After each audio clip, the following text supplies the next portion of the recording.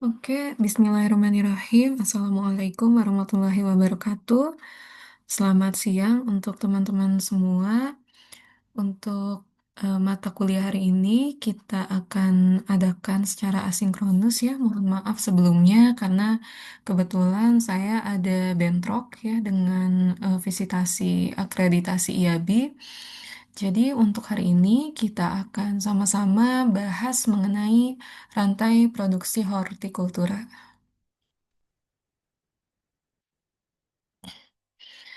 Nah, sebelum kita masuk ya ke pembahasan rantai produksi hortikultura, di sini saya akan coba sharing dulu ya mengenai tren konsumen di kawasan Asia dan Pasifik. Jadi konsumen di dua kawasan ini pada saat ini mulai muncul rasa kekhawatiran terhadap keamanan pangan ya. Jadi konsumen itu saat ini dia semakin peduli terhadap keamanan pangan. Dan hal ini menyebabkan orang-orang sekarang lebih memilih produk yang organik. Yang organik di sini artinya bebas dari residu pestisida ya, sehingga tidak membahayakan kesehatan dari manusia, misalnya seperti itu. Dan sekarang ya konsumen juga cenderung lebih memilih supermarket yang modern untuk membeli bahan pangan. Karena di supermarket ini standar higienitasnya itu tentunya lebih tinggi ya, karena di supermarket itu sangat dijaga ya mengenai kebersihan dari pangannya. Kemudian di supermarket juga produk-produknya itu cenderung memiliki ketelusuran untuk menjamin kepercayaan. Nah, eh sekarang ya, Good Agricultural Practice atau GAP ini eh, perlu dikembangkan ya, karena ketika GAP-nya baik, maka akan menjamin mutu dan keamanan dari produk pangan segar ya, terutama produk hortikultura, kemudian mengurangi resiko dari pertanian berbasis kimia, dan meningkatkan akses ke pasar ekspor. Ya, jadi GAP di sini tentunya akan membahas budidaya-budidaya tanaman selama di lahan yang baik itu seperti apa, bagaimana caranya kita menanam tanaman tanpa misalnya menimbulkan residu yang berlebihan pada produk pangan, ya bisa residu dari pupuk, residu dari pestisida, dan lain-lain, sehingga keamanan pangannya itu tetap terjaga ya hingga di tangan konsumen. Nah, karena sekarang konsumen ya lebih memilih untuk berbelanja di supermarket, maka supermarket saat ini memang merespon permintaan konsumen tersebut dengan melakukan pengemasan produk yang lebih baik, ya, pemberian merek dan pelabelan produk segar. Jadi mungkin teman-teman pernah lihat ya, ada memang beberapa supermarket yang mereka itu punya eh, merek dagang sendiri ya. Misalnya mereka menjual buah-buahan dengan merek dagang dari mereka sendiri. Nah, mereka eh, mengusahakan agar pengemasan produk tersebut tuh lebih baik ya dan lain-lain. Ini salah satu respon dari supermarket. Dan kita juga tahu ya bahwa saat ini konsumen dan pelanggan di supermarket itu cenderung memilih produk yang inovatif ya, dan mereka tuh ingin varietas-varietas baru yang menarik. Contohnya misalnya sekarang konsumen ingin produk yang memang dia macamnya itu banyak ya. Jadi produk itu beragam. Misalnya dari ukurannya, bentuknya berbeda, warnanya unik ya. Salah satunya seperti itu. Mungkin yang bisa kita jadikan contoh ya, sekarang tuh saya pernah lihat semangka bentuknya itu persegi ya, bukan bulat lagi. Nah, itu kan merupakan suatu hal yang unik ya, sehingga bisa mendorong konsumen untuk membelinya. Kemudian misalnya dari warna, misalnya ada sekarang kol. Kol itu tidak hanya berwarna hijau ya, kembang kol itu sekarang saya lihat juga ada yang berwarnanya itu warna ungu ya dan lain-lain. Nah, makanya sekarang perusahaan benih ya, lebih tepatnya breeder ya, pemuliaan tanaman eh, sedang gencar-gencarnya mengembangkan varietas unggul baru yang memiliki ukuran yang unik, bentuknya berbeda, dan warnanya juga berbeda. Ya, ini salah satu usaha dari para breeder. Kemudian sekarang juga konsumen itu lebih senang dengan kemasan yang kecil, ya, karena kemasan yang kecil itu memberi banyak keuntungan, seperti misalnya praktis, mudah dijual, dan juga mengurangi pemborosan, ya. Contohnya bisa kita lihat ya, banyak di pasar, banyak di supermarket itu menjual buah potong dengan kemasan yang lebih kecil, ya. Nah, selain itu, sekarang juga gaya hidup konsumen itu cenderung mereka lebih suka produk yang siap saji, ya, siap makan atau ready to eat, dan produk beku, ya. Contohnya ya tadi ya, misalnya kalau yang siap makan tuh produk buah potong, ya. Kemudian siap saji juga sama ya. Ini bisa kita lihat mungkin di sini ada kemasan pisang satuan ya. Dia cuma satu ya, dikemas satu buah pisang saja ya. Nah, ini tadi karena sekarang konsumen juga lebih suka kemasan yang kecil karena lebih praktis untuk dibawa kemana-mana. Konsumen juga ini ya, yang tadi saya bilang menuntut beragam pilihan produk. Misalnya tomat cherry. Ya, tomat cherry itu kan tomat yang ukurannya kecil, dia mini sekali ya biasanya. Kemudian tomat untuk salad. Nah, tomat untuk salad ini biasanya dia dagingnya lebih tebal, tapi kadar airnya itu sedikit ya. Dan yang terakhir, tomat untuk masak ya, untuk dijadikan sebagai bahan masakan. Biasanya kalau tomat ini dia kadar airnya jauh lebih besar ya daripada tomat untuk salad. Nah ini ya konsumen tuh sangat eh, menuntut beragam pilihan produk. Salah satunya mereka ingin tomat cherry misalnya, tomat untuk salad, ataupun tomat untuk bahan masakan. Artinya sekarang tuh supermarket tuh harus menyesuaikan dengan permintaan konsumen. Ya, dan pemulia tanaman atau breeder, kemudian pemasok benih juga harus mengembangkan varietas yang sesuai terhadap permintaan konsumen tadi. Kemudian tren konsumsi pangan lainnya ya. Jadi sekarang itu eh, peningkatan wisata ya dan pengaruh media untuk mempromosikan wisata juga menyebabkan meningkatnya minat terhadap produk eksotis, misalnya seperti artichoke dan cranberry. Ya, kemudian sekarang juga adanya peningkatan pengeluaran untuk makanan karena sekarang tuh kartu kredit dan sistem cicilan tuh mudah diakses ya, sehingga sekarang kita lebih mudah untuk berbelanja ya menggunakan uang yang ada. Kemudian eh, sekarang juga biasanya makanan dengan kemasan individu atau kemasan yang kecil tadi ya, yang sesuai dengan gaya hidup wanita, bekerja yang berpendidikan dan hidup sendiri juga mulai diminati. Misalnya ya tadi kemasan yang tidak besar gitu, yang kecil ya, itu cocok untuk eh, wanita yang memang dia hidup sendiri karena dia ya memang mengkonsumsi makanannya hanya untuk dia sendiri saja. Kemudian produk segar kini dipasok secara global oleh supermarket dan importir. Ya, jadi sekarang produk segar ini tidak hanya dipasok dari petani lokal saja, tapi bisa di ini ya melewati impor ya.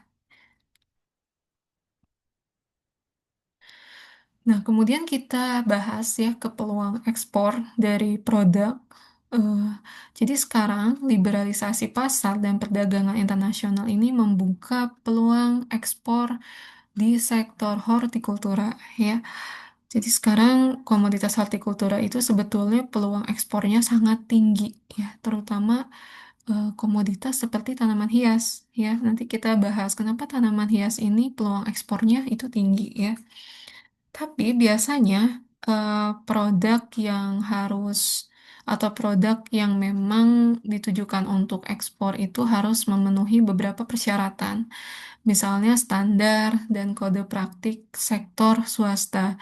Jadi, eh, biasanya kalau kita mau mengekspor produk, itu ada syarat-syarat tertentu yang harus dipenuhi.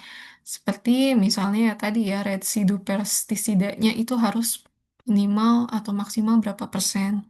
Kemudian akan dicek juga grade-nya, mungkin grade buahnya, ukuran buahnya seperti apa, kemudian tingkat kesegaran buah atau sayur yang akan diekspor itu seperti apa. Kemudian syarat yang kedua adalah mematuhi standar sanitasi dan fitosanitasi negara pengimpor. Nah, ini harus kita patuhi juga ya, standar sanitasi dari negara pengimpornya, ya, negara tujuan untuk ekspor produk kita. Dan tentunya kita juga harus menjamin konsistensi pasokan dan volume produk. Jadi ketika memang kita sudah terikat, ya, ada perjanjian dengan pihak importir, kita harus kita harus menjaga konsistensi dari produksi produk hortikultura yang akan kita ekspor, ya. Dan sekarang pendekatan bawa ke pasar dan berharap terjual itu tidak lagi efektif, ya. Nah, sekarang justru eh, petani itu harus memproduksi produk hortikultura berdasarkan permintaan dari konsumen, ya. Tidak bisa petani yang menentukan, misalnya petani itu akan memproduksi sayuran dengan grade sekian, pokoknya saya jual ke pasar, yang penting terjual. Nah, itu sebetulnya tidak lagi efektif. Tapi seharusnya sekarang petani itu harus membudidayakan tanaman berbasis dengan permintaan dari pasar. Ya, jadi persyaratan dari pasar harus diketahui sebelum petani menanam, dan petani juga harus menentukan kualitas dari inputnya seperti apa, praktik produksinya seperti apa, dan pasca produksinya seperti apa, ya. Dalam artian petani itu harus menentukan bagaimana input yang diberikan ke tanaman, berapa pupuk yang cocok untuk menghasilkan produk yang diinginkan konsumen, ya, kemudian praktik budidayanya seperti apa supaya menghasilkan produk hortikultura yang diinginkan konsumen, dan bagaimana cara penanganan pasca panen yang tepat supaya produk sampai ke tangan konsumen tetap eh, dijaga kesegarannya, ya, karena kita tahu produk hortikultura itu rentan eh, rentan mengalami kerusakan. Nah, sekarang kita masuk ke sistem distribusi produk segar. Yang pertama, kita harus tahu dulu apa sih definisi dari rantai pasok, ya. Kalau secara definisi, rantai pasok itu adalah serangkaian proses, bisa pengambilan keputusan dan pelaksanaan, serta arus, ya, yang mencakup material, informasi, atau uang yang terjadi mulai dari produksi hingga konsumsi akhir, ya. Artinya di sini rantai pasok itu meliputi segala proses mulai dari produksi hingga ke tangan konsumen, ya. Rantai pasok ini dia melibatkan produsen, melibatkan pengangkut, penyedia jasa logistik, pengecer, dan konsumen. Rantai pasok ini harus efisien, ya, dan responsif terhadap kebutuhan konsumen. Artinya responsif di sini, rantai pasok tuh dia harus menyesuaikan dengan keinginan konsumen, ya. Seperti tadi yang saya bilang, ketika konsumennya ingin produk atau misalnya tren yang ada di konsumen sekarang, produk hortikultura tuh harus banyak variasinya, maka rantai pasok tuh harus menyesuaikan dengan permintaan tersebut. Ya, oke, itu definisi rantai pasok. Nah, sekarang kita masuk ke definisi dari rantai permintaan. Nah, kalau rantai permintaan, definisinya adalah kondisi di mana rantai pasok didorong oleh permintaan konsumen dan harga produk. Ya, jadi kalau rantai permintaan ini dia basisnya itu adalah permintaan dari konsumen. Karena meningkatnya kesadaran konsumen terhadap mutu dan keamanan produk itu sekarang sedang terjadi ya. Nah, selain itu anggota rantai ya, termasuk produsen, kemudian termasuk eh, ke bagian logistiknya, itu harus memperhatikan bahwa produk hortikultura yang terdiri dari buah dan sayur itu mudah rusak, ya, sehingga butuh pengaturan suhu yang tepat dan kecepatan pengiriman, ya. Jadi petani tentunya harus sadar ya, salah satunya petani itu harus sadar bahwa pengaturan suhu ketika transportasi itu harus tepat, ya, dan pengiriman juga harus cepat. Nah, ini sudah masuk ke mungkin ke tahap distributor ya, ke bagian logistik juga harus menyadari hal tersebut. Nah, kemudian produk dengan volume tinggi biasanya memiliki harga yang rendah.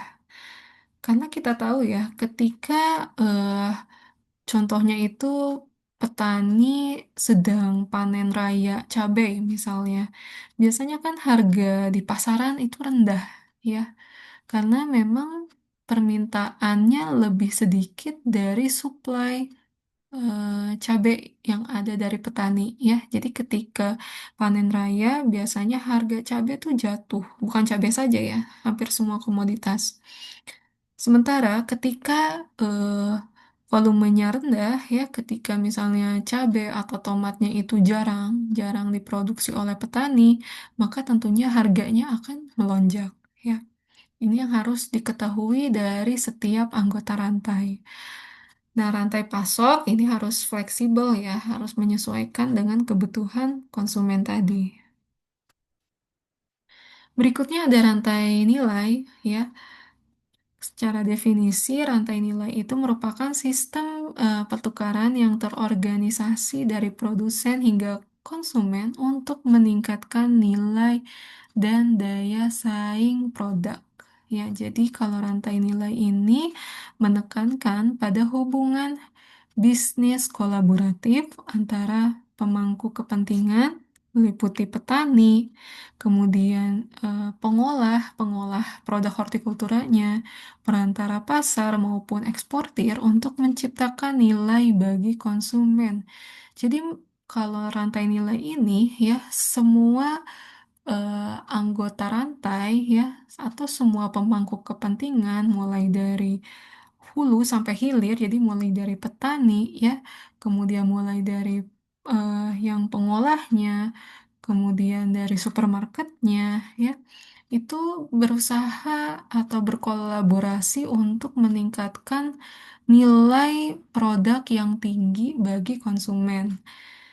Nah, maka bedanya rantai nilai dan rantai pasok adalah yang pertama, para peserta atau anggota rantai nilai itu memiliki visi strategis jangka panjang ya. Jadi mereka visinya itu jangka panjang untuk menciptakan atau untuk menghasilkan produk hortikultura yang memang bisa diproduksi dalam jangka panjang dan juga meningkatkan nilai dari produk tersebut.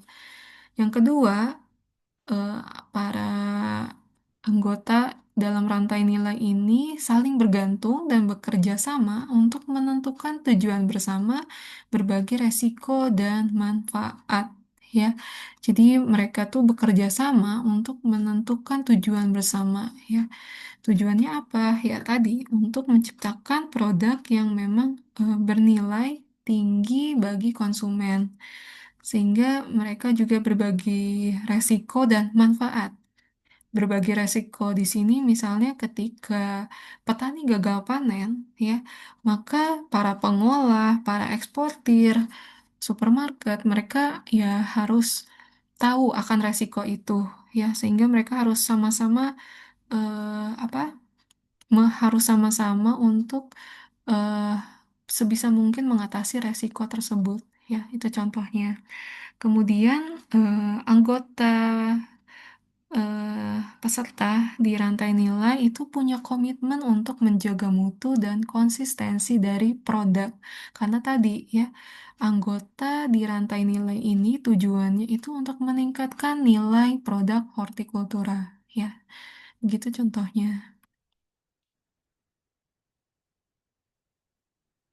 Oke, next. Kemudian logistik, ya. Logistik adalah bagian dari proses rantai pasok yang merencanakan, melaksanakan, dan mengendalikan arus fisik serta penyimpanan barang, jasa, dan informasi terkait dari titik asal hingga titik konsumsi.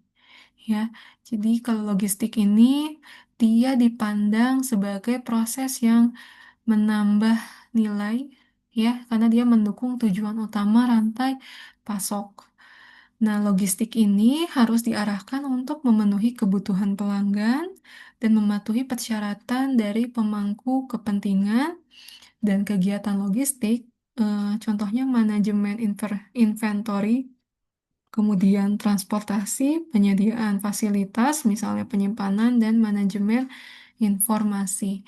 Jadi, singkatnya, logistik ini dia eh, mendukung tujuan utama dari rantai pasok, ya. Dia mengatur transportasi, ya, transportasi yang dibutuhkan ke setiap anggota rantai itu yang mengatur logistik. Dia menjaga bagaimana sih supaya produk hortikultura tetap segar untuk mencapai eh, ke setiap anggota rantai, ya, misalnya dengan menyediakan truk berpendingin, ya. Kemudian logistik juga menyediakan fasilitas penyimpanan yang sesuai dengan kriteria dari produk hortikultura supaya umur simpannya itu atau kesegarannya bisa lebih terjaga. Nah, seperti itu ya contohnya untuk logistik. Oke, tadi kan rantai pasok secara umum ya definisinya. Kalau rantai pasok hortikultura secara definisi adalah keseluruhan rangkaian kegiatan yang mencakup mulai dari penyediaan input yang meliputi benih, pupuk, dan bahan kimia, hingga produksi, penanganan pasca panennya, distribusinya, hingga penjualan secara ecerannya, ya. Jadi kalau hortikultura, ya mulai dari penyediaan inputnya, ya, jadi sebelum petani menanam, itu harus ditentukan dulu benihnya apa, benih yang mau ditanam varietasnya itu apa, pupuknya eh, mau apa, seberapa besar dosis pupuk yang akan digunakan, kemudian pestisidanya itu seperti apa, ya, hingga produksinya. Produksinya di sini budidaya tanamannya ya. Mereka sebisa mungkin eh, harus bisa membudidayakan tanaman hortikultura, ya, sehingga menghasilkan hasil panen yang sesuai dengan permintaan konsumen.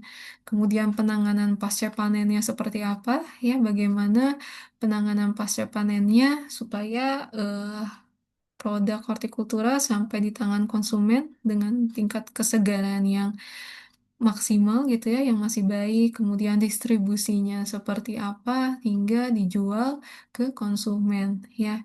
Ini disebut sebagai rantai pasok hortikultura, ya, dari sebelum tanam, saat tanam, penanganan pasca panennya, distribusi sampai ke tangan konsumen, ya. Jadi banyak sekali anggota rantai yang terlibat di rantai pasok hortikultura ini. Kemudian karakteristik rantai pasok hortikultura ya. Rantai pasok hortikultura ini terdiri dari rangkaian kegiatan yang terfragmentasi dan sangat terspesialisasi ya. Sepanjang rantai, kekuatan tawar-menawar antar anggota selalu berubah ya. Jadi contohnya harga yang ada di petani atau harga produk hortikultura yang ada di petani dengan harga produk hortikultura yang dijual oleh supermarket itu tentunya akan berbeda ya. Dengan munculnya perdagangan modern saat ini ya seperti supermarket, maka kekuatan tawar-menawar dan margin keuntungan tuh bergeser dari penjual ke pembeli ya, seperti itu. Jadi sekarang memang kekuatan tawar-menawar itu eh, biasanya konsumen yang menentukan ya. Kemudian pemangku kepentingan utama ya atau key stakeholders. Konsumen adalah pembeli akhir dan atau pengguna akhir dari produk dalam rantai pasok hortikultura ya. Jadi konsumen ini merupakan pembeli terakhir atau pengguna terakhir. Nah, konsumen ini bisa berupa bisnis, rumah tangga atau individu. Jadi konsumen ini maksudnya berupa bisnis, misalnya ya produk yang dijual ke konsumen ini untuk dijadikan bisnis, atau juga bisa konsumen yang memang dia tujuannya untuk memenuhi kebutuhan rumah tangganya, ya, atau memang konsumen yang memang secara individual atau perorangan, ya. Secara sempit, pelanggan dalam rantai pasok itu bisa mencakup petani, pedagang, pengolah, dan pengecer, ya. Kalau secara luas, basis pelanggan juga mencakup eh, banyak pihak yang lain, ya, bukan ini saja. Tapi biasanya memang kita fokusnya itu ke secara sempit ini, ya. Biasanya seperti itu. Oke, kemudian yang berikutnya, ya, ada aliran yang mengatur fungsi optimal rantai pasok hortikultura. Ada tiga aliran ya atau tiga flow dalam rantai pasok hortikultura. Yang pertama itu aliran dari produk. Aliran produk ini bisa kita lihat ya dari kiri ke kanan arahnya. Artinya produk segar mengalir satu arah mulai dari pemasok input ya atau input supply itu berupa supply benih, pupuk dan lain-lain hingga ke pengecer yang menyediakan produk bagi konsumen ya. Jadi dia arahnya dari pemasok input untuk penanaman, kemudian penanaman di sini petani, kemudian penanganan pasca panennya, distribusi sampai ke retail hingga ke tangan konsumen. Jadi dia alurnya dari kiri ke kanan ya, dari input supply hingga ke tangan consumers. Kemudian kalau aliran keuangan atau financial flow mengalir berlawanan arah dengan aliran produk ya. Jadi pembayaran dilakukan kepada pemasok atau produsen saat produk bergerak dari produsen ke konsumen. Aliran ini bergantung pada kemauan konsumen membayar produk yang memenuhi kebutuhannya. Jadi kalau eh, produk aliran produk itu dari hulu ke hilir, kalau aliran finansial dari hilir ke hulu, ya. Nah, kalau aliran informasi ini mengalir dari pengecer ke konsumen dan itu untuk informasi pasar, ya. Kalau informasi mengenai kondisi pasokan atau atribut produk mengalir dari produsen ke konsumen, ya. Jadi kalau informasi mengenai pasar tentang kebutuhan konsumen itu mengalir dari pengecer ke produsen. Kalau informasi mengenai pasokan atau atribut dari produk itu mengalir dari produsen ke pengecer. Makanya kalau aliran informasi ini dia arahnya itu dua ya, ke hulu. ke hilir dan dari hilir ke hulu, seperti itu. Nah, fungsi optimal rantai pasok hortikultura itu bergantung pada faktor-faktor eksternal yang membentuk lingkungan pendukung. Lingkungan pendukung ini bisa meliputi kebijakan dan regulasi ya dari pemerintah misalnya. Pemerintah menyediakan peraturan yang memfasilitasi kelancaran dari rantai pasok. Ya, jadi di sini ada faktor pemerintah juga ya. Contohnya misalnya subsidi dari pupuk ya. Kemudian pemerintah juga menyediakan peraturan-peraturan terkait penanganan pasca panen yang tepat itu seperti apa sehingga ini mendukung kelancaran dari rantai pasok. Kemudian harus didukung oleh infrastruktur yang baik, misalnya jalan, ya, transportasi, dan fasilitas penyimpanan yang memadai. Jadi ini harus ada juga ya dukungan infrastruktur transportasinya itu harus memadai. Bagaimana caranya supaya produk tidak cepat mengalami penurunan kualitas hingga ke tangan konsumen, ya. Kemudian yang ketiga adalah layanan pendukung pengembangan bisnis. Ini bisa mencakup bank ya yang menyediakan pinjaman modal ya karena tentunya modal yang dibutuhkan di awal itu pasti cukup besar ya. Misalnya kalau petani modal untuk membeli pupuk, modal untuk membeli benih ya. Kalau di tahap pasca panen mungkin modal untuk membeli peralatan ya, peralatan penanganan pasca panen dan lain-lain. Kemudian perusahaan penyedia informasi pasar, jadi harus ada memang yang apa perusahaan yang menyediakan informasi mengenai pasar ya, tren konsumen saat ini, kemudian jasa sewa peralatan ya, untuk peralatan-peralatan terutama misalnya kalau di tahapan petani misalnya traktor, alat panen ya, kalau di tahap pasca panen ya alat-alat untuk grading misalnya seperti itu. Kemudian perusahaan logistik untuk transportasi dan penyimpanan, ya, misalnya perusahaan yang menyediakan kendaraan berpendingin. Kemudian yang terakhir adalah adanya pelatih dan penyedia bantuan teknis, ya. Ini biasanya seperti penyuluh-penyuluh, ya, yang melakukan pelatihan ke petani ataupun pelatihan ke eh, stakeholder atau pegawai yang bekerja di bidang penanganan pasca panennya seperti itu. Jadi ini merupakan lingkungan yang mendukung untuk kelancaran dari rantai pasok ya seperti itu.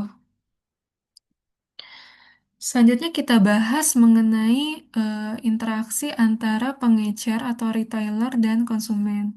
Jadi, konsumen perkotaan dengan pendapatan tinggi umumnya memilih lingkungan belanja yang modern, nyaman, dan terorganisir, ya, serta menuntut produk dengan kualitas yang tinggi, ya. Mereka menuntut misalnya berbagai pilihan merek dengan harga yang menarik dan keterikatan dengan nama besar supermarket. Jadi kadang konsumen juga memilih atau mempertimbangkan nama besar dari supermarket ya untuk membeli produk. Nah, untuk memenuhi kebutuhan pelanggan baru ya, dan untuk menarik pelanggan, maka supermarket biasanya menawarkan berbagai strategi. Ini sudah kita sama-sama ketahui ya. Misalnya promosi penjualan, ya sekarang banyak gitu ya di supermarket itu menawarkan promosi. Misalnya beli berapa gram, dapatkan bonus sekian gram. Kemudian penawaran khusus pada buah dan sayur. Ini misalnya ada diskon ya. Kemudian penciptaan merek rumah tangga. Jadi sekarang juga supermarket tadi ya di awal saya katakan bahwa banyak sekarang supermarket eh, memiliki merek sendiri ya untuk produk hortikultura. Kemudian supermarket juga membuat kartu keanggotaan pelanggan ya dan ini biasanya menjadi prioritas karena bisa mendapatkan diskon dan voucher tertentu kalau memang anggotanya punya kartu keanggotaan ya dari supermarket. Dan yang terakhir itu endorse ya, biasanya promosi menggunakan selebritas lokal seperti itu. Nah, kemudian interaksi antara pengecer atau retailer dan pemasok atau supplier. Jadi salah satu ukuran kekuatan supermarket itu adalah seberapa baik mereka dilayani dan didukung oleh pemasok. Nah, biasanya ya supermarket ini punya kerjasama dengan para petani ya atau kelompok tani supaya pasokannya itu tetap terjaga, supaya pasokannya itu pasokan produk hortikulturanya itu tetap ada ya. Karena ketika terjadi gangguan pasokan akan menimbulkan kerugian besar tentunya bagi kedua belah pihak ya. Makanya ketika hubungan supermarket dan pemasok atau seperti petani ya produsen itu berjalan baik, maka mereka dapat bekerja sama eh, dan bisa memperluas skala dan cakupan bisnis dari pemasok ya. Jadi misalnya ketika jadi apa ya? Jadi ada hubungan timbal balik gitu ya. Misalnya petani tidak perlu mencari eh, tidak perlu mencari pasar yang lain, tidak perlu susah-susah mencari pasar yang lain karena dia sudah dikontrak oleh supermarket. Begitupun supermarket, ya supermarket juga ketika dia sudah punya kontrak dengan petani, maka ya tidak perlu jauh-jauh mencari pemasok yang lain gitu. Makanya keduanya ini harus tentunya bekerja sama, hubungannya harus baik ya. Nah, supermarket juga sering mengontrak petani untuk menanam produk di bawah merek tertentu atau private label. Nah, ini tadi ya, karena supermarket sekarang sudah mulai memiliki mereknya sendiri ya untuk produk hortikultura. Mereka punya merek sendiri. Kemudian interaksi pedagang sebagai pemangku kepentingan. Nah, pedagang di sini sebagai pemangku kepentingan memiliki berbagai bentuk ya. Dalam rantai pasok yang pendek, biasanya pemasok supermarket itu bisa berperan sebagai pedagang juga, atau pedagang pun bisa berupa importir atau eksportir ya, atau pedagang grosir individu. Nah, pedagang ini akan memberikan nilai tambah yang berbeda pada rantai nilai tergantung perannya. Ya, bisa eh, sebagai pengumpul sederhana yang membeli dan mengirimkan hasil ke pedagang lain, atau bisa menambah nilai dengan sortasi dan pengepakan ulang sebelum pengiriman. Jadi sekarang kita sudah tidak asing ya dengan istilah repack dari produk ya. Nah, ini mungkin bisa menjadi salah satu eh, peran dari pedagang ya seperti itu. Kemudian yang berikutnya adalah middleman ya atau perantara.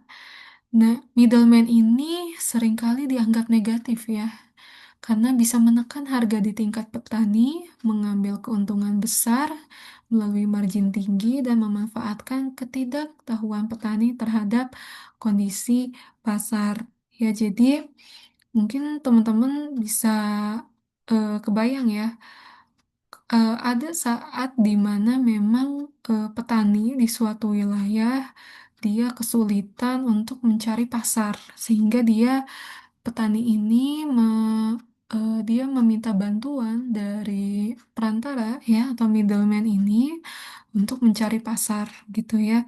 Dan biasanya middleman ini atau perantara ini memang dia memanfaatkan ketidaktahuan petani terhadap informasi pasar ya, sehingga dia membeli produk petani itu dengan harga yang rendah ya. Dengan harga yang rendah, kemudian si perantara ini dia menjual eh, ke retailer gitu ya, ke retailer atau ke tahap berikutnya itu dengan harga yang jauh lebih tinggi daripada harga yang dia beli dari petani ya. biasanya memang, kalau di negara berkembang seperti kita itu tren atau, apa, anggapannya itu sering negatif ya untuk middleman ini. Nah, praktik seperti ini biasanya terjadi karena lokasi pertaniannya terpencil ya. Jadi petani itu kurang mendapatkan akses informasi pasar. Petani kurang mendapatkan informasi harga terkini di pasar seperti apa ya. Dan yang kedua, kurangnya pengetahuan petani. Dan ketiga, manipulasi data pasokan dan permintaan oleh pihak lain. Ya, seperti itu. Kemudian kita masuk ke pemasok peralatan dan transportasi. Jadi, pemasok alat dan peralatan pertanian, serta perusahaan transportasi yang mengirimkan hasil panen dari lahan ke pengecer atau pasar itu menggunakan truk berpendingin, bisa menambah nilai pada produk sekaligus menambah sedikit biaya layanan. Ya, jadi memang sebetulnya dibutuhkan ya peralatan yang memadai untuk meningkatkan nilai tambah produk, tapi ya resikonya memang biaya layanannya akan meningkat juga. Peningkatan produktivitas akibat penggunaan jasa ini bisa meningkatkan daya saing produsen. Ya, jadi kadang memang, bukan kadang ya, supermarket tentunya menginginkan produk yang segar gitu untuk masuk ke supermarket. Jadi, ketika produsen memang memiliki eh, apa jasa transportasi yang memadai, misalnya punya fasilitas cold storage gitu ya di kendaraannya, ya itu tentunya akan menarik minat supermarket untuk membeli produk tersebut karena mereka yakin bahwa produk yang akan sampai ke supermarket pun kesegarannya akan terjaga ya daripada kendaraan yang tidak memakai fasilitas cold storage ya. Jadi makanya penggunaan jasa ini bisa meningkatkan daya saing dari produsen. Nah, kemudian penyedia layanan penyuluhan. Jadi petugas penyuluh pertanian ya membantu petani pedesaan dalam aspek teknis dan sosial produksi. Jadi penyuluh pertanian di sini juga merupakan stakeholder yang terlibat ya. Ini bisa menjadi anggota rantai yang terlibat juga dalam rantai pasok hortikultura ya, di mana penyuluh ini akan membantu petani atau memberikan pelatihan pada petani dari aspek produksinya atau aspek budidaya tanaman yang benar itu seperti apa, dan juga akan membantu menyebarkan informasi ketersediaan produk ya kepada masyarakat.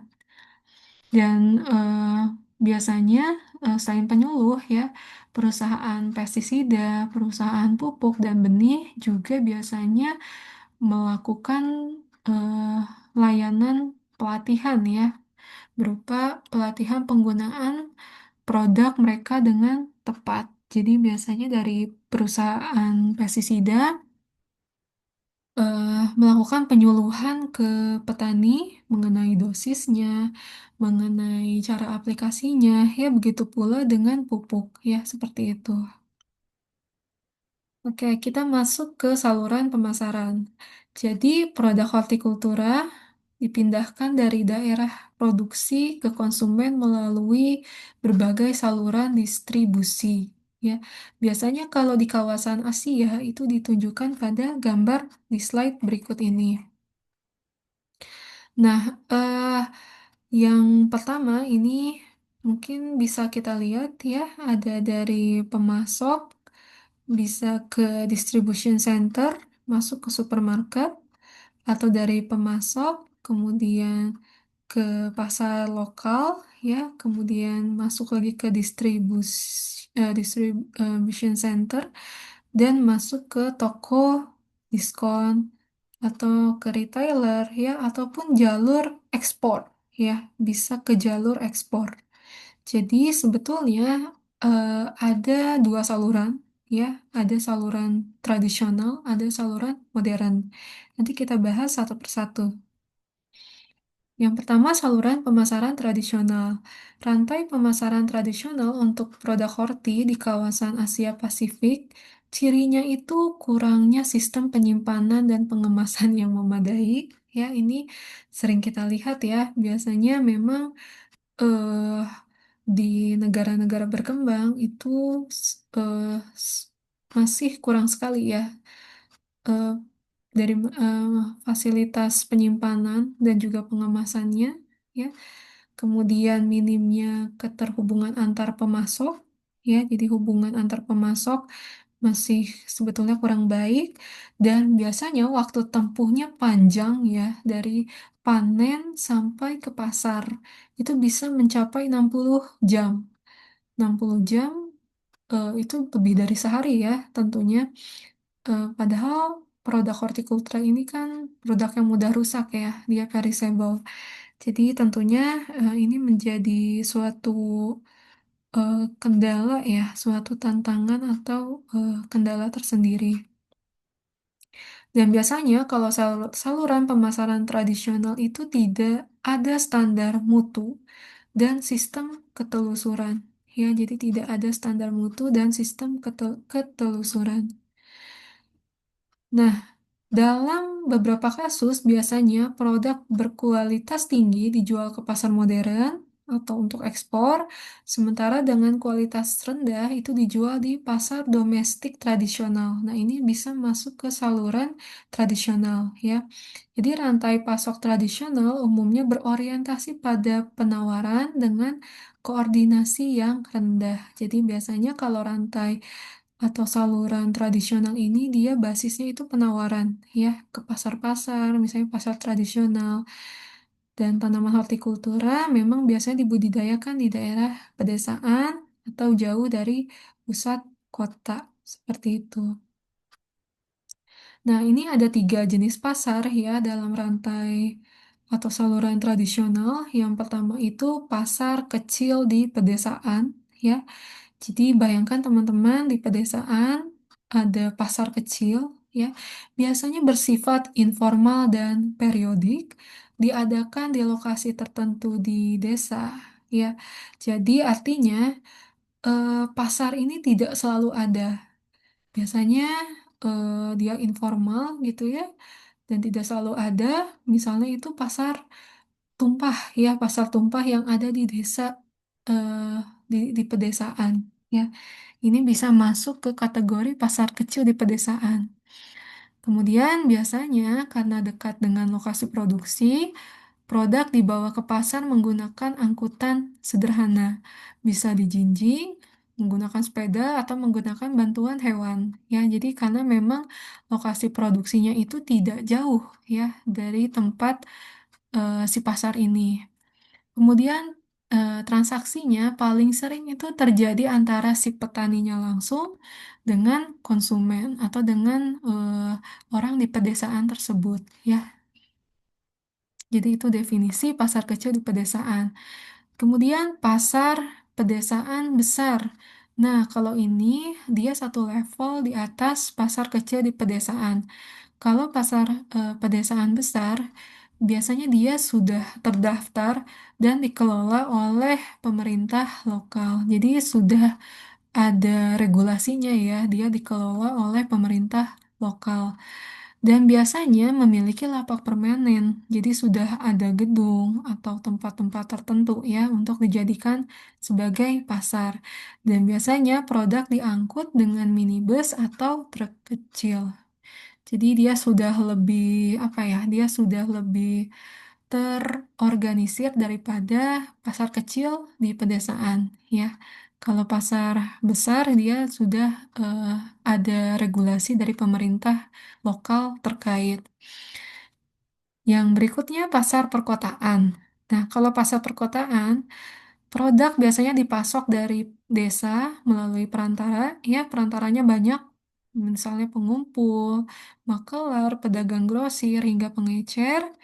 Nah, biasanya pengumpul ini membeli langsung dari petani atau membeli di pasar-pasar di pedesaan, lalu dikirim ke pasar kota menggunakan kendaraan minibus atau truk. Ya, Dan ya biasanya pasar grosir itu terletak di dekat kota besar, ya menerima pasokan langsung dari pusat pengumpulan atau petani di daerah sekitar kota. Ya, jadi ini merupakan pasar perkotaan. Jadi pasar perkotaan dia biasanya produknya dipasok dari petani langsung atau dari apa ya? Atau dia dipasok dari pedesaan, ya pasar di pedesaan. Nah, itu saluran tradisional. Kalau saluran pemasaran modern, ciri-cirinya lebih langsung dan efisien dibandingkan sistem tradisional.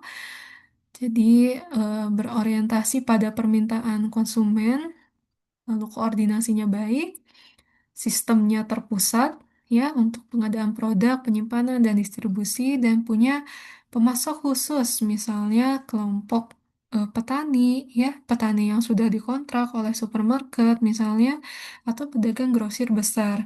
Kemudian standar mutu produknya itu lebih ketat ya karena tadi kalau saluran pemasaran modern dia basisnya itu cenderung ke permintaan produk. Sehingga standar mutu produk yang dilakukan juga lebih ketat ya. Dan pemanfaatan teknologi informasi dan komunikasi ini lebih modern.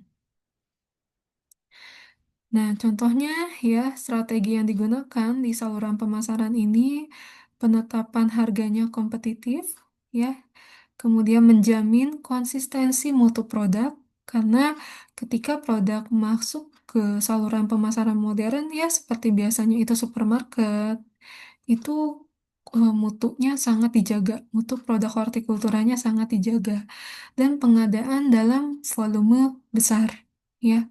Biasanya pengadaannya itu dalam volume besar, dan dia efisiensi logistik dan distribusi.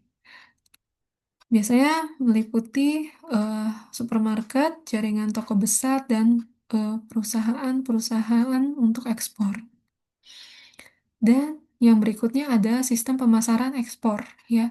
Jadi kalau ekspor ini sistem pemasarannya ada tiga, ya. Yang pertama, eksportir terintegrasi secara vertikal. Artinya, ya, kategori yang pertama ini eksportir dia punya lahan penanaman sendiri, dia menanam sendiri, dia mengatur pengiriman ke luar negeri dan mendistribusikannya langsung ke supermarket di negara tujuan itu sendiri. Ya, ini didefinisikan sebagai eksportir yang terintegrasi secara vertikal. Nah, kemudian untuk eksportir dengan kontrak petani, mendapat pasokan dari petani kontrak, ya, biasanya dari petani menengah hingga besar, kadang melibatkan kelompok petani kecil dengan standar kualitas tertentu. Jadi, kalau kategori kedua ini, eksportir tidak menanam sendiri, tetapi mendapat pasokan dari petani yang sudah eh, dikontrak. Dan kategori yang ketiga, eksportir melalui perantara atau broker. Jadi membeli dari broker yang mengumpulkan hasil dari petani, ya. Jadi broker memastikan produk memenuhi standar mutu minimum agar layak diekspor. Seperti itu. Jadi kalau yang ketiga ini dia melalui perantara, ya, untuk pemasok produknya. Dampak perdagangan modern terhadap rantai tradisional, ya, jadi dampaknya terhadap pengecer kecil atau small retailers, penggunaan kemasannya meningkat, ya, karena perdagangan modern itu menggunakan kemasan yang layak gitu ya. Jadi kadang terhadap pengecer kecil juga mengikuti tren tersebut. Kemudian lebih responsif terhadap permintaan konsumen, artinya dia lebih akan mengikuti permintaan konsumen, ya. Lalu ragam produk lebih kompetitif karena konsumen memang sekarang lebih memilih produk-produk yang beragam, ya. Jam operasionalnya lebih fleksibel dan diciptakannya suasana seperti pasar tradisional. Kemudian dampak terhadap petani kecil bisa meningkatkan sistem kontrak pertanian, ya. Jadi adanya sistem kontrak dengan petani sehingga petani tidak sulit lagi untuk mencari apa tidak sulit lagi mencari pasar ya untuk menjual produknya. Produksi berbasis standar mutu dan keamanan pangan. Jadi keamanan pangannya dilihat ya. Kemudian lebih banyak penggunaan standar privat. Ya, ini terkait dengan standar dari supermarket tertentu dan perbaikan sistem produksi dan peningkatan kualitas hasil panen, kemudian aliran produksi dari konsumen ke petani juga meningkat. Kemudian kita masuk ke dimensi teknis dalam manajemen rantai hortikultura untuk menjamin mutu dan keamanan. Nah, ini definisi rantai hortikultura tadi ya, mencakup seluruh tahapan dari mulai produsen hingga konsumen, melibatkan berbagai pemangku kepentingan, meliputi produsen, pemanen, pekerja packing house, penyedia jasa logistik, dan lain-lain. Nah, setiap pemangku kepentingan ini harus mendapatkan pelatihan yang memadai dan harus menyadari faktor-faktor apa saja sih yang bisa mengancam mutu, kemudian mengancam keamanan produk segar baik sebelum maupun sesudah panen, ya. Jadi setiap pemangku kepentingan dia harus tahu ancaman apa sih yang dapat terjadi sebelum tanaman tersebut dipanen ataupun setelah dipanen ya. Misalnya kalau sebelum dipanen kegagalan panen karena faktor iklim, karena faktor hama penyakit tanaman. Kalau misalnya setelah panen ya mungkin bisa karena penanganan pasca panennya tidak optimal ya, atau misalnya proses distribusi yang kurang memadai dan lain-lain. Nah, kemudian di sini ada 4 kategori produsen atau producer in the countries of Asia and the Pacific region. Jadi, ini bisa kita lihat ya, produsen itu bisa dibagi menjadi 4 ya. Yang pertama, secara informal. Secara informal ini, di produsen ini masih mengandalkan eh, curah hujan ya untuk eh, budidaya tanamannya. Jadi masih sangat mengandalkan curah hujan untuk mengandalkan atau untuk menanam tanamannya. Jadi irigasinya itu belum modern ya, dia masih mengandalkan curah hujan. Dan teknologi yang digunakan juga masih sangat rendah. Dan informasi mengenai pasar juga sangat rendah. Kemudian jenis produsen yang kedua itu sudah mulai formal ya. Artinya di sini dia tidak terlalu mengandalkan curah hujan untuk irigasinya dan teknologinya itu sudah eh, mulai ada di sini, teknologinya sudah mulai ada dan apa, tingkat informasi pasarnya juga tentunya sudah lebih besar daripada produsen yang informal. Kemudian jenis produsen yang ketiga itu ekspor. Ini sudah lebih modern ya, teknologinya sudah modern. Kemudian irigasinya juga sudah mulai modern ya. Irigasi untuk penanaman tanamannya sudah mulai modern karena memang produsen untuk ekspor ini eh, sangat dituntut untuk memenuhi standar yang berlaku di negara tujuan. Jadi dia sudah mulai modern. Dan yang terakhir adalah komersial expatriate. Jadi ini merupakan produsen dengan tingkat yang paling tinggi ya. Teknologinya sudah canggih, informasi pasarnya itu betul-betul up to date, kemudian irigasinya juga sudah modern. Pokoknya semua teknologi yang digunakan untuk budidaya tanaman itu sudah sangat modern. Ya, ini level paling tinggi. Kemudian yang berikutnya faktor kritis dalam manajemen rantai hortikultura. Yang pertama, quality and safety maintenance. Jadi pengendalian suhu dan kelembaban itu sangat penting ya. dalam manajemen rantai hortikultura. Karena hortikultura biasanya produk mudah rusak, dia biasanya baik disimpan di suhu yang sesuai, ya, dengan RH yang sesuai. Suhu terlalu tinggi bisa mempercepat respirasi. Kalau misalnya RH terlalu tinggi, bisa mempercepat pertumbuhan mikroba, tapi kalau RH terlalu rendah, juga bisa menyebabkan transpirasi yang berlebihan. Makanya suhu dan RH ini kontrolnya itu harus sesuai, ya, harus sesuai dengan kebutuhan dari produk. Kemudian perlindungan cedera mekanis selama penanganan, ya, karena ini ya, rantai hortikultura tuh tadi panjang, ya, dari produsen sampai ke konsumen tuh bisa panjang, sehingga sebisa mungkin harus terhindar dari cedera mekanis yang bisa menurunkan kualitas dari produk itu sendiri. Dan yang ketiga, bisa meminimalkan resiko kontaminasi dari sebelum panen hingga sampai ke toko. Jadi sebisa mungkin dari mulai sebelum panen, ya, saat panen, penanganan pasca panennya, resiko kontaminasi itu harus diminimalkan.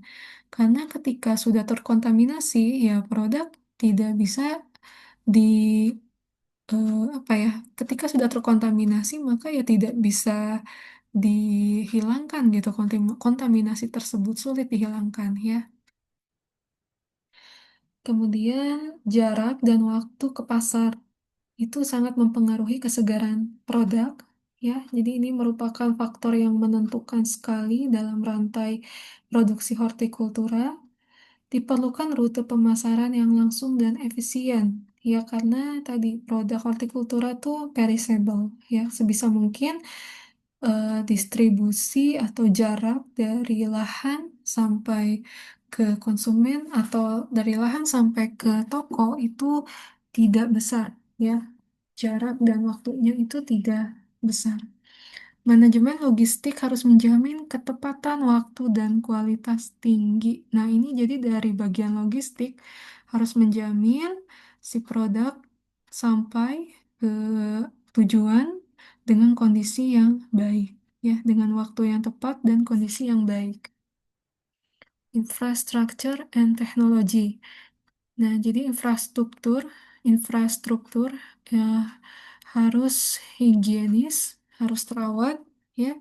Jadi harus sering dilakukan maintenance, kemudian harus sering dibersihkan, dan tingkat teknologi harus disesuaikan dengan kebutuhan pasar dan kompleksitas rantai.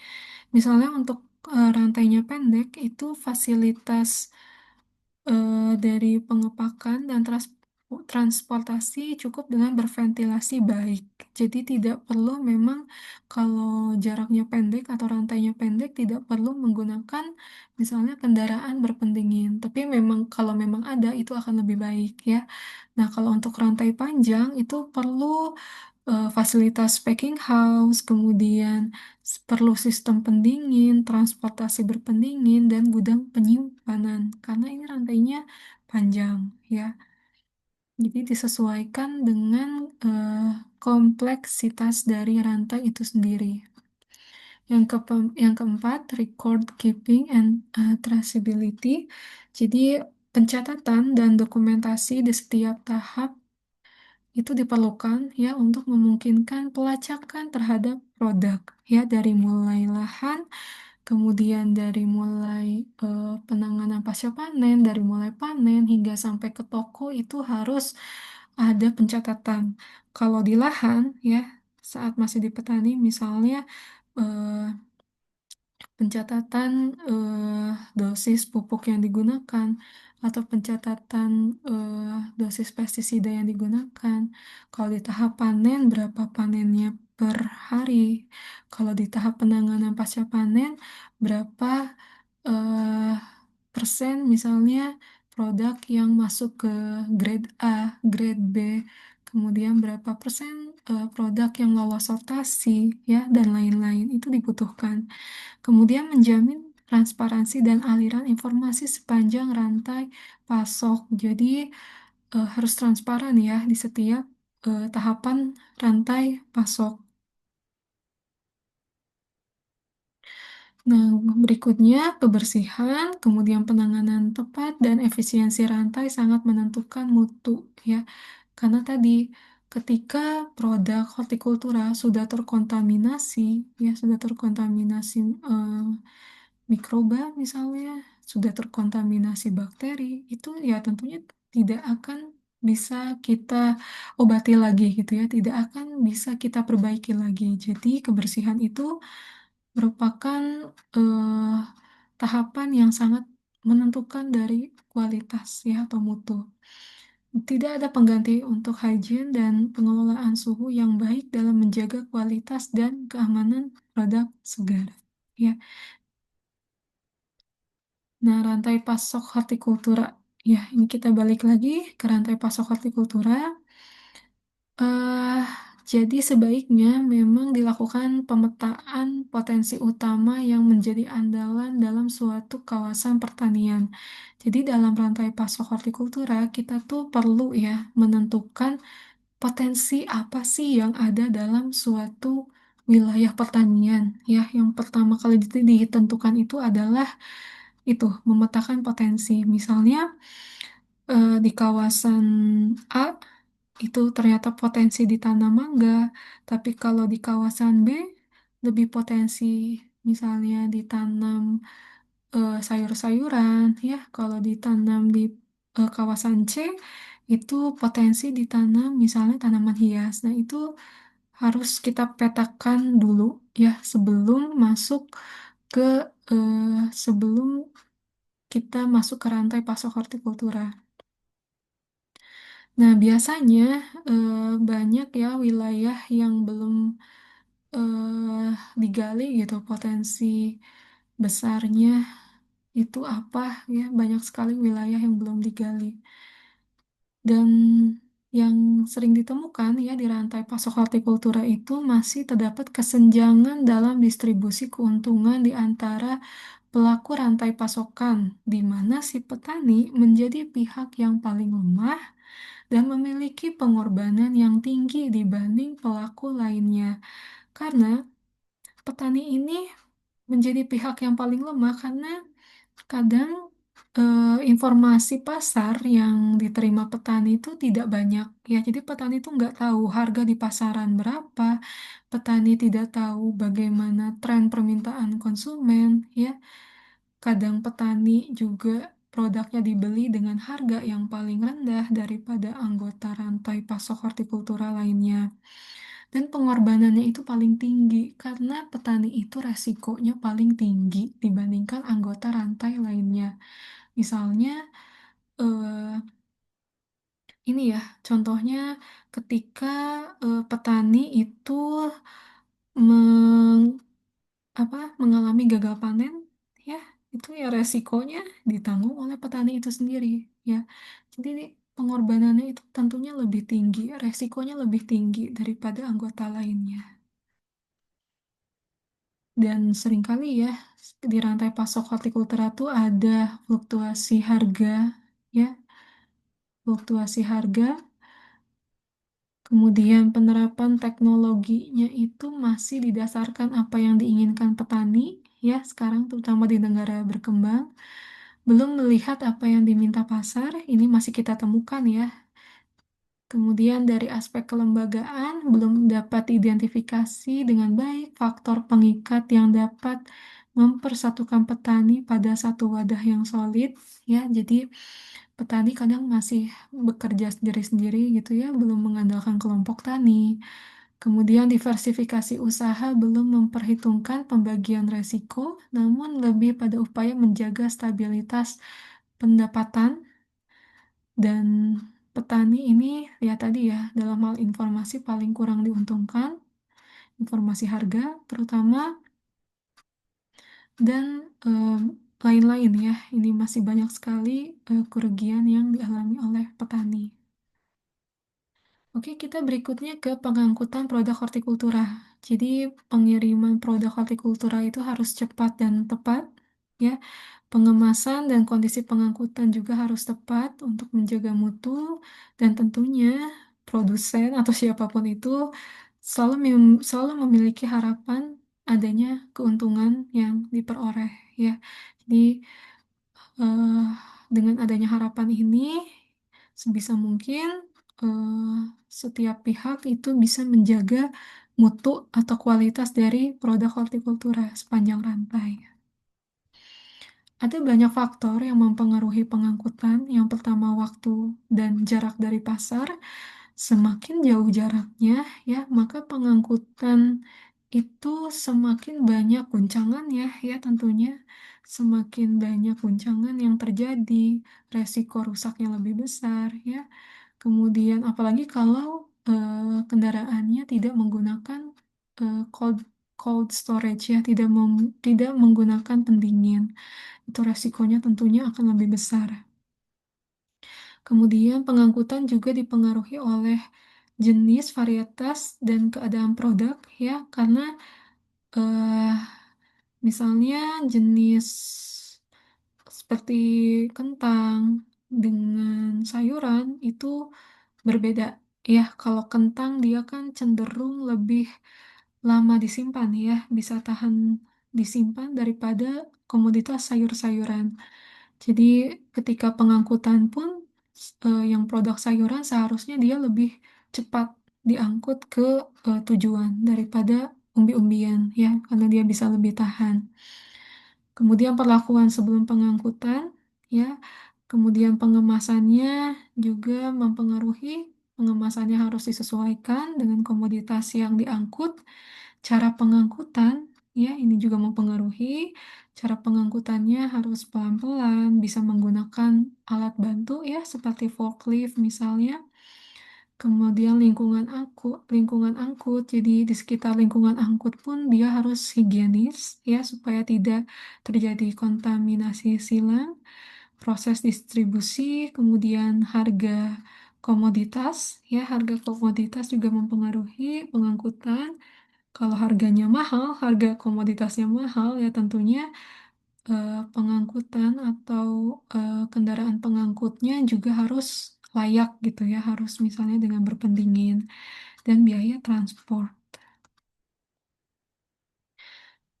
Maka self-life produk hortikultura itu bisa dimaksimalkan dengan menggunakan komoditas yang mutunya tinggi dan menyampaikan ke konsumen secepat-cepatnya. Jadi umur simpan produk hortikultura ya bisa dimaksimalkan dengan menggunakan produk yang kualitasnya tinggi dan disampaikan ke konsumen dengan secepat-cepatnya.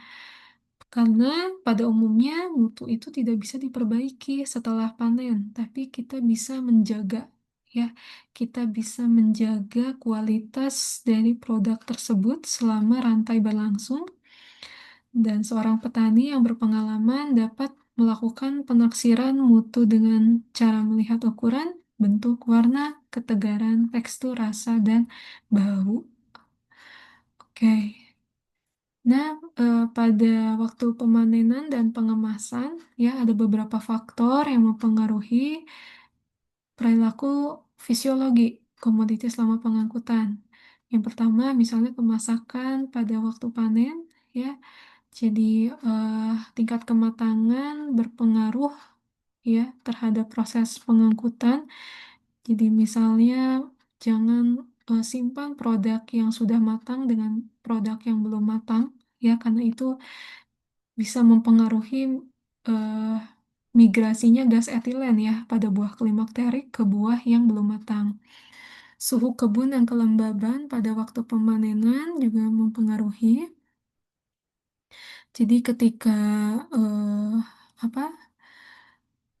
Ketika cuacanya lembab gitu ya, ini harus hati-hati ketika pengangkutan karena bisa menyebabkan timbulnya mikroba ya di sekitar, menimbulkan penyakit. Kemudian kerusakan mekanik, waktu antara pemanenan dan pendinginan, dan lain-lain. Ya, ini silahkan baca saja. Dan tujuan akhir dari sistem pengangkutan adalah menyajikan barang segar dari kebun hingga ke konsumen. Ya, penjualan dalam partai besar mencakup penerimaan komoditas dan pendistribusian kepada penjual eceran. Dalam proses yang memakan waktu 3 sampai 10 hari, komoditas sering ditangani 4 sampai 10 kali dalam bongkar muat, penggudangan, pembuatan dalam kendaraan distribusi yang lebih kecil, dan pembongkaran pada pedagang eceran. Ya, jadi usaha untuk mempertahankan mutu bisa dengan mengurangi sejauh mungkin frekuensi penanganan, ya. Jadi sebisa mungkin tidak mengalami eh, pindah tangan yang banyak gitu ya. Kemudian memberi perlindungan secara kontinu terhadap suhu dan RH. Jadi suhu dan RH-nya itu harus dijaga, menjaga kondisi kesehatan atau menjaga kondisi eh, mutu dari produk gitu ya, supaya tetap sehat, tidak terkena penyakit atau hama, memindahkan dari gudang secepatnya, dan penggunaan kendaraan angkut dengan pendinginan untuk distribusi. Oke, mungkin cukup ya untuk materi dari rantai pasok hortikultura ini. Saya tutup saja. Assalamualaikum warahmatullahi wabarakatuh.